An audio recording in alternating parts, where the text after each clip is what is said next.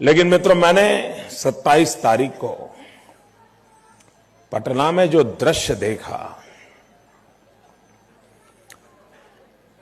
मित्रों, बिहारी लोगों की क्या ताकत है, मैं सलाम करता हूं।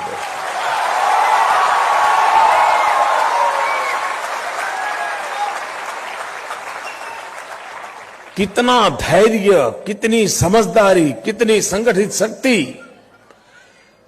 मैं बताता हूं मित्रों, इसको राजनीतिक तराजू से बाहर निकल करके, राजनीतिक चश्मों को छोड़ करके इस घटना का मनोवैज्ञानिक लोग, समाजशास्त्री लोग अध्ययन करें तो अपने आप में केस स्टडी का मामला है। अब हमने भी तो पब्लिक सभाएं देखी है, यहां पर इतनी बड़ी सभा है और कोई ये कह दे, कोई चिल्लाए दूर से, अरे सांप आया, मुझे बताइए क्या होगा। 2000 की पब्लिक मीटिंग है और कोई दूर से चिल्ला दे, गाय आई। मित्रों, गाय आई इतना बोलने पर 2000 की सभा उखड़ जाएगी, लोग उड़ करके चले जाएंगे।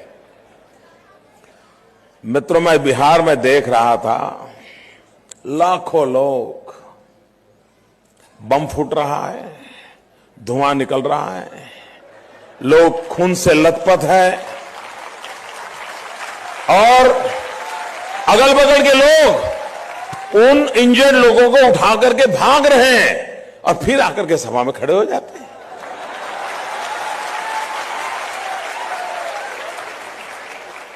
दूसरा बम, तीसरा बम, एक के बाद एक बम फूट रहे हैं, सभा चल रही है। मित्रों, मैं समझ नहीं पा रहा हूं ये कौन सी मानसिक शक्ति होगी, ये कौन सा कमिटमेंट होगा। ज्यादातर लोगों के लिए कहा जाता है, या समाज की एक प्रकृति के बारे में कहा जाता है कि हम लोग उगते सूरज के पुजारी होते हैं। हर कोई को स्वभाव होता है, किसी के जीवन में अच्छे दिन आए तो उसके अगल बगल में लोग लग जाते हैं। उगते सूरज की पूजा, ये शब्द हमारे यहां बड़ा प्रचलित है, पूरे देश में है। एक बिहारी समाज ऐसा है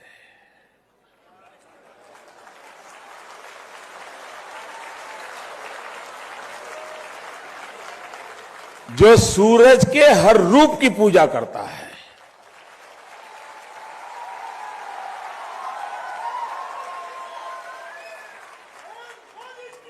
ढलते सूरज की पूजा करना, ढलते सूरज की पूजा करना एक कोई अनोखे संस्कार के बिना संभव नहीं होता बेटा। उगते सूरज पूजा तो सब करते हैं, सूरज के हर रूप की पूजा करना, ढलते सूरज की पूजा करना और छठ पूजा का त्योहार मनाना, भाइयों बहनों, ये अपने आप में ये संस्कार का परिचय करते हैं। और दूसरी विशेषता है मित्रों, छठ पूजा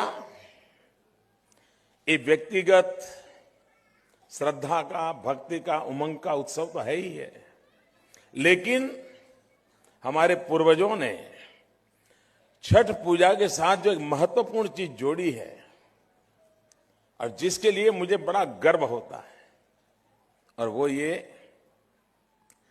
कि कितना ही पान खाने का शौक हो, बिहार में तो रहता है, और कहीं पर भी पिचकारी लगाने की आदत होती है, लेकिन कहते हैं कि छठ पूजा के समय कोई कहीं गंदगी नहीं करता है। इतना सफाई का आग्रह रहता है, चारों तरफ एक माहौल होता है, स्वच्छता का अभियान होता है। ये अपने आप में बहुत बड़े संस्कार है। यानी हमारे देश की विशेषता है कि त्योहारों को एक प्रेरणा के रूप में लेना, सिंबल के रूप में लेना, और उससे समाज के अंदर संस्कार संक्रमण करना, ये विशेषता है हमारी।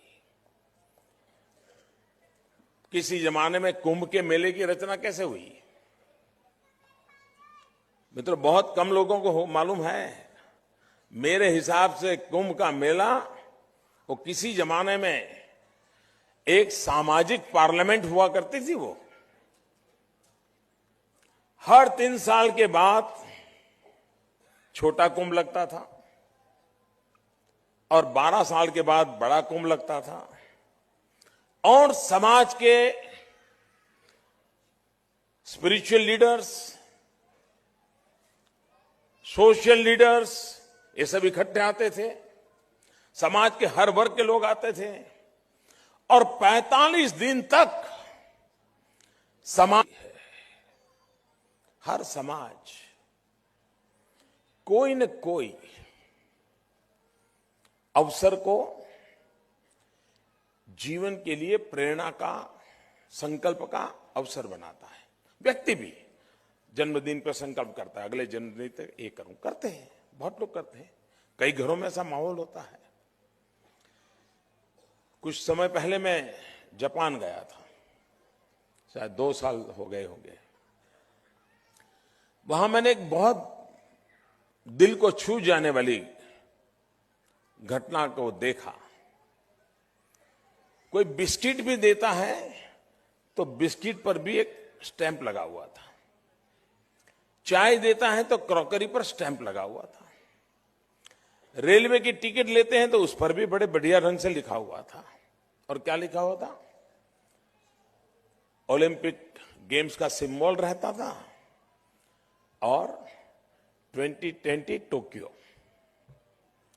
2020 में टोक्यो, बी रेडी, ऐसे स्लोगन लिखे हुए थे।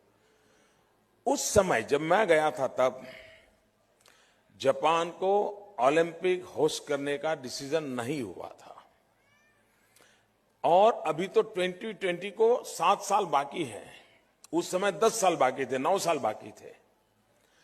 लेकिन समाज की हर गतिविधि में 2020 में टोक्यो में पूरी दुनिया को होस्ट करना है, स्वागत करना है, उसका एक माहौल बना दिया गया था।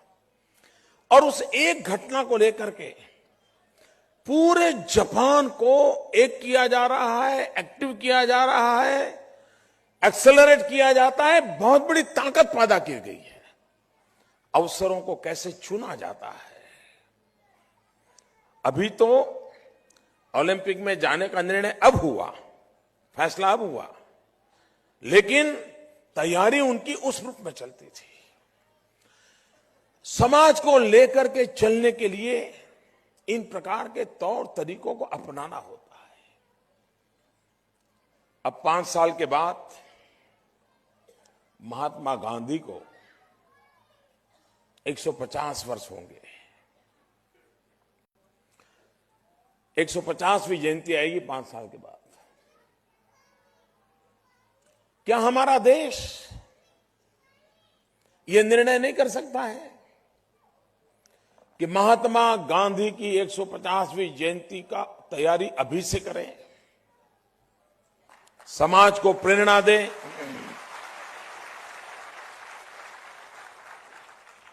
और महात्मा गांधी के जीवन की एक चीज पकड़े? सब कुछ करने की जरूरत नहीं है, वो हमारे ताकत का विषय भी नहीं है। एक तो कर सकते हैं, और एक करना है तो मैं कहूंगा महात्मा गांधी के जीवन में सबसे बड़ा आग्रह रहता था सफाई का, स्वच्छता का, जो आप छठ पूजा में करते हैं। क्या यह देश गांधी की 150वीं जयंती के लिए आज से ही माहौल बना करके हम निर्मल भारत बनाएंगे?